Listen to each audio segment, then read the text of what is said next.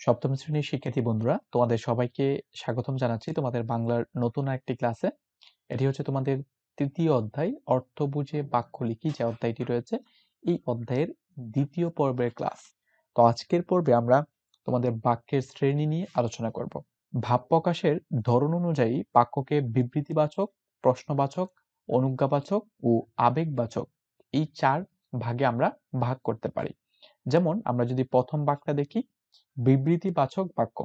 সাধারণভাবে কোনো বিবরণ প্রকাশ পায় যেসব বাক্যে, সেগুলোকে বিবৃতিবাচক বাক্য বলে। যেমন দেখো, একটি পাখি আমাদের কাঁঠাল গাছে বাসা বেঁধেছে। তো এটা হচ্ছে একটা বিবৃতিবাচক বাক্যের উদাহরণ। তারপরে দেখো, প্রশ্নবাচক বাক্য। যে সকল বাক্য দ্বারা আমরা কোনো কিছু জিজ্ঞাসা করি বা কাউকে প্রশ্ন করি, সেগুলি হচ্ছে প্রশ্নবাচক বাক্যের উদাহরণ। যেমন দেখো, বক্তা কারো কাছ থেকে কিছু জানার জন্য যে ধরনের বাক্য বলে, যেমন তুমি হচ্ছে বক্তা, তুমি কারো কাছ থেকে কোনো কিছু জানতে চাচ্ছ, যে সে কি আজকে স্কুলে যাবে কিনা, বা সে কি স্যারে যে হোম টাস্কটা দিয়েছিল সেটা কি সে সমাধান করেছে কিনা, বা যে বাংলার যে অনুচ্ছেদগুলো ছিল সেগুলো সে লিখেছে কিনা। তো তুমি কিভাবে প্রশ্ন করবে, এই প্রশ্নের যে বাক্যগুলো তুমি তৈরি করবে সেগুলি হচ্ছে প্রশ্নবাচক বাক্য।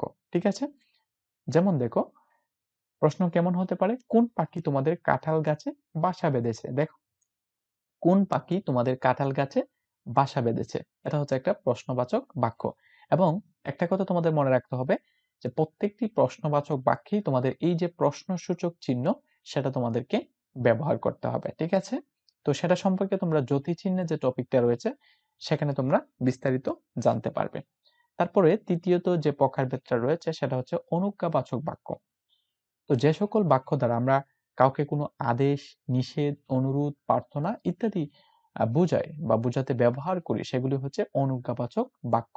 যেমন আমরা একটা আদেশ দিতে পারি যে ক্লাসে কথা বলো না, সেটা হচ্ছে একটা নিষেধ বা অনুরোধ করতে পারি। বা আমরা বলতে পারি যে দরজাটা বন্ধ করে আসো, বা তুমি রোদে খেলাধুলা করিও না, বা তুমি বাহিরে যেও না। এগুলো হচ্ছে যে অনুজ্ঞাবাচক বাক্য। এখানে একটি উদাহরণ দেওয়া রয়েছে, যেমন দেখো, কাঁঠাল গাছে একটি হাঁড়ি বেঁধে দাও। কাঁঠাল গাছে একটি হাঁড়ি বেঁধে দাও, তার মানে এটা হচ্ছে একটা অনুজ্ঞাবাচক বাক্য। তারপরে দেখো, আমাদের সর্বশেষ আবেগবাচক বাক্য কোনগুলো, কোনো কিছু দেখা বা শুনে অবাক হওয়া। যেমন কোনো কিছু দেখছো বা তুমি একটা দুঃখ প্রকাশ করছো, বা মনের যে আবেগ, যে যে বাক্যগুলো দ্বারা তুমি প্রকাশ করো, সেটাই হচ্ছে আবেগবাচক বাক্য। যেমন দেখো, কি সুন্দর দেখতে সেই পাখিটা, আমরা কিন্তু খুব চমকে বলি, এই যে দেখো কি সুন্দর দেখতে এই পাখিটা। বা আমরা বলি, ছি ছি, তুমি এই কাজটা কি করলে। ঠিক আছে? আবার বলতে পারি, বাহ কি সুন্দর আজকে খেলা হচ্ছে, বা কি সুন্দর আজকে আমরা সূর্যটা উঠেছে। এভাবে আমরা যে আবেগগুলো প্রকাশ করি যে বাক্যগুলো দ্বারা, সেগুলোকে আমাদেরকে বলা হয় আবেগবাচক বাক্য। ঠিক আছে? বা কোনো কিছু শুনে বা কোনো কিছু দেখে, হয়তো বা কোনো একটা দুর্ঘটনার খবর তুমি শুনতে পারো, আমরা বলছি, আহ কি হলো। তো এইগুলো হচ্ছে আবেগবাচক বাক্যের উদাহরণ। আশা করছি বুঝতে পেরেছো। তারপরে দেখো, এখানে তোমাদেরকে যে কাজটি করা হয়েছে, তোমরা যদি উপরের টপিকটা বুঝে থাকো, কোনটাকে বিবৃতিবাচক বাক্য বলে, কোনটাকে প্রশ্নবাচক বাক্য বলে, কোনগুলোকে অনুজ্ঞাবাচক বাক্য বলে, এবং কোনগুলোকে আবেগবাচক বাক্য বলে, তাহলে তোমরা কিন্তু এই যে তোমাদের যে কাজটা দেওয়া হয়েছে, এই কাজটা তোমরা যে টাস্কটা দেওয়া হয়েছে, এটা তোমরা সমাধান করতে পারবে। তো আমি অবশ্যই তোমাদেরকে সেটার নমুনা উত্তর তোমাদেরকে করে দেব, তোমাদের চিন্তা করার দরকার নেই। কিন্তু তোমাদের যে কাজটা করতে হবে, প্রথমে তোমাদেরকে নিজেদের চেষ্টা করতে হবে। কারণ তুমি যদি নিজে থেকে চেষ্টা না করো, তাহলে তুমি কখনোই কোনো কিছুই শিখতে পারবে না। আমি তাই তোমাদেরকে বলবো, তোমরা আগে নিজেরা চেষ্টা করো, তারপর আমি যেভাবে উত্তরটা দেখিয়ে দেব, আমার উত্তরের সঙ্গে তোমরা মিলিয়ে নেবে এবং নিজেকে যাচাই করবে যে তোমার উত্তরটা সঠিক হয়েছে কিনা। যদি সঠিক হয়, তাহলে বুঝতে পারবে, বা আমি বুঝতে পারবো যে আজকের ক্লাসটা সার্থক হয়েছে, বা তুমি যে সময়টা দিয়ে ক্লাসটা দেখছো সেই সময়টা তোমার সার্থক হয়েছে। ঠিক আছে? আর যদি তোমার কোথাও বুঝতে অসুবিধা হয় বা কোনো সমস্যা থাকে কোনো টপিকের উপরে, তাহলে অবশ্যই এই ভিডিওর কমেন্ট বক্সটা তোমার জন্য ওপেন রয়েছে। তুমি সেখানে তোমার মতামত নিশ্চিন্তে তুমি আমাদেরকে জানাতে পারো। আমরা চেষ্টা করব পরবর্তী পর্বে বা পরবর্তী ক্লাসে তোমাদের সেই সমস্যাগুলো সমাধান করে দেওয়ার জন্য। হতে পারে এমন একটা সমস্যা, যে সমস্যার তোমার একটা কমেন্টের মাধ্যমে তোমার অন্য যে বাকি 10 জন বন্ধু রয়েছে তারাও এই ব্যাপারটি জেনে যেতে পারে। তাই আমি তোমাদেরকে বলব, অবশ্যই তোমরা এই ভিডিওর কমেন্ট বক্সে তোমাদের সমস্যাগুলো আমাদেরকে জানাতে পারো। এবং যে কাজগুলো করতে পারো, তোমার অন্য বন্ধুদের মাঝে এই ক্লাসগুলো ছড়িয়ে দিতে পারো। এবং এই চ্যানেলটাকে যদি তুমি সাবস্ক্রাইব না করে থাকো, সাবস্ক্রাইব করে রাখতে পারো। সাবস্ক্রাইব করলে তুমি যে সুবিধাটা পাবে, আমরা যখন পরবর্তী পর্ব বা প্রত্যেকটা পর্ব ক্লাসগুলো ছাড়বো, সাথে সাথে সবার আগে তোমার কাছে সেই ক্লাসের নোটিফিকেশন গুলো পৌঁছে যাবে এবং তুমি সেখান থেকে প্রত্যেকটি ক্লাস প্রতিনিয়ত ধারাবাহিকভাবে করতে পারবে। এবং প্রত্যেকটা ক্লাস যখন তুমি ধারাবাহিকভাবে করবে এবং দেখবে এবং পড়াশোনা করবে, বাংলাতে তোমার একটা ভালো একটা দখল চলে আসবে। ঠিক আছে? আশা করছি বুঝতে পেরেছো। তো এখানে তোমাদেরকে একটি গল্পের মতো করে একটা অনুচ্ছেদ দেওয়া রয়েছে যে বিকাল 4:30টায় সবার মাঠে আসার কথা ছিল। আজ কোনো খেলা হবে না, জরুরি সভা হবে। ইমনের পুরাতন ভিটায় একটা পোড়া বাড়ি আছে। এমন একটা গল্প এখানে বলা হয়েছে। আমরা অবশ্যই এখানে পুরা গল্পটা তোমরা নিজেরা পড়ে নেবে এবং পড়ে আগের পৃষ্ঠার নমুনা থেকে বিবৃতিবাচক, প্রশ্নবাচক, অনুজ্ঞাবাচক ও আবেগবাচক এই 4 রকমের বাক্য তোমাদেরকে খুঁজে বের করতে হবে। পুরো গল্পটা তোমরা পড়বে এবং এখানে যে বাক্যগুলো ব্যবহার করা হয়েছে, যেমন বিকাল 4:30টায় সবার মাঠে আসার কথা। এই যে প্রথম বাক্যটা, এটা কোন ধরনের বাক্য? তো আমরা যদি বলি যে এটা হচ্ছে একটা বিবৃতিমূলক বাক্য। আবার দেখো, আজ কোনো খেলা হবে না, জরুরি সভা হবে। এটা হচ্ছে দ্বিতীয় বাক্য। এই বাক্যটা বিবৃতিমূলক বাক্য। তারপরে ইমনদের পুরাতন ভিটায় একটা পোড়া বাড়ি আছে। এটাও কি বিবৃতিমূলক বাক্য। এভাবে প্রত্যেকটা বাক্যকে লাইন বাই লাইন ধরে ধরে তোমাদেরকে যে এই বাক্যটা কোন প্রকারভেদের বাক্য, সেটা কি প্রশ্নবাচক নাকি অনুজ্ঞাবাচক নাকি আবেগবাচক নাকি বিবৃতিবাচক, সেটা তোমাদেরকে লিখতে হবে। কোথায় লিখতে হবে? এই যে এখানে দেখো, বিবৃতিবাচক বাক্য যে কলামটা রয়েছে সেখানে লিখতে হবে, প্রশ্নবাচক বাক্য যেগুলো সেগুলো এখানে লিখতে হবে, অনুজ্ঞাবাচক যেগুলো সেগুলো এখানে লিখবে, আবেগবাচক যেগুলো সেগুলো এখানে লিখার চেষ্টা করবে। ঠিক আছে? আশা করছি তোমরা বুঝতে পেরেছো যে কিভাবে তোমরা এই বাক্যগুলোকে খুঁজে বের করবে এবং লিখবে। তো আমি সেটার নমুনা উত্তর তোমাদেরকে দেখিয়ে দিচ্ছি।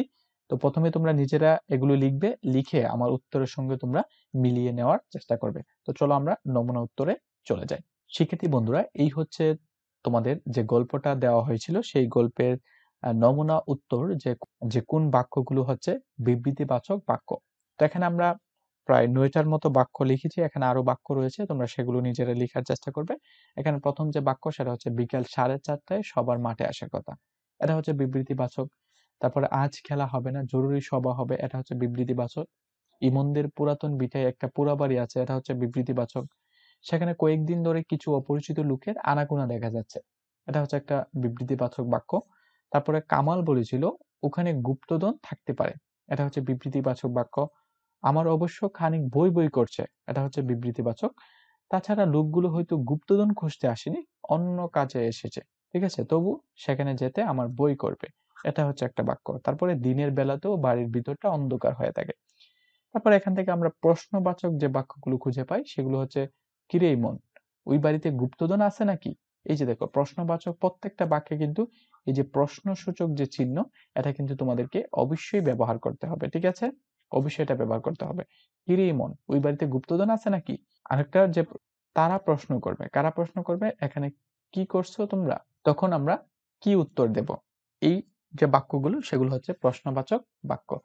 তারপর দেখো এখানে অনুজ্ঞাবাচক বাক্যগুলো, যে বাক্যগুলো দ্বারা আমরা আদেশ বা নিষেধ, অনুরোধ, প্রার্থনা বুঝি, এগুলো হচ্ছে অনুজ্ঞাবাচক বাক্য। এখানে কোনগুলো বাক্য রয়েছে দেখো, চলো আমরা আমরাই খোঁজ করে দেখি, গুপ্তধন থাকলে ঠিক খুঁজে পাবো, এটা হচ্ছে একটা বাক্য।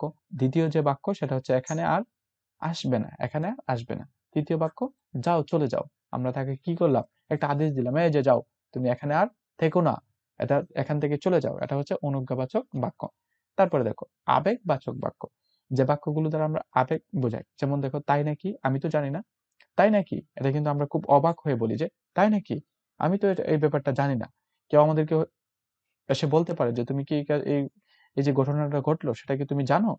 তো আমরা খুব অবাক হয়ে বলতে পারি, তাই নাকি, আমি তো এই ব্যাপারে কোনো কিছুই জানি না। তারপরে দ্বিতীয় যে বাক্য দেখো, অপরিচিত লোকগুলো যদি ঠিক গুপ্তধন খুঁজতে আসে, সে খুব অবাক হয়ে বলল, যদি অপরিচিত লোকগুলো গুপ্তধন খুঁজতে আসে তাহলে আমরা কি করব? তারপর দেখো, যদি আমাদের সাথে ওদের দেখা হয়ে যায়। তারপরে 4 নম্বরে যে বাক্যটা রয়েছে, যে পুরাতন বাড়ি, বাড়ির চারপাশে কত বড় বড় গাছ, সেটা কিন্তু সে ভয়ে ভয়ে বলছে, তার আবেগটা প্রকাশ করেছে এই বাক্যে। এগুলি হচ্ছে আবেগবাচক বাক্য। আশা করছি তোমরা এই গল্প থেকে এই বাক্যগুলো খুঁজে বের করতে পারবে এবং সঠিকভাবে তোমাদের পাঠ্য বইয়ের যে চকটা ছিল সেই চকটা তোমরা পূরণ করতে পারবে। ঠিক আছে? তো আজ এই পর্যন্তই। এই ছিল আজকের পর্ব। আজকের পর্বে আমরা তোমাদের এই বাক্যের শ্রেণী টপিকটা শেষ করার চেষ্টা করেছি।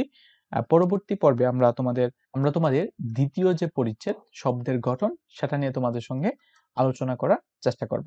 সেখানে তোমরা সমাস, প্রত্যয়, অনুসর্গ, উপসর্গ এগুলো সম্পর্কে তোমরা বিস্তারিত জানতে পারবে পরের ক্লাসগুলোতে। তো তোমাদের সঙ্গে আবারও দেখা হবে, কথা হবে সেই ক্লাসে। সে পর্যন্ত সবাই ভালো থাকো, সুস্থ থাকো, সান লার্নিং এর সঙ্গেই থাকো সেই প্রত্যাশায় আজ এখানেই বিদায় নিচ্ছি। আল্লাহ হাফেজ।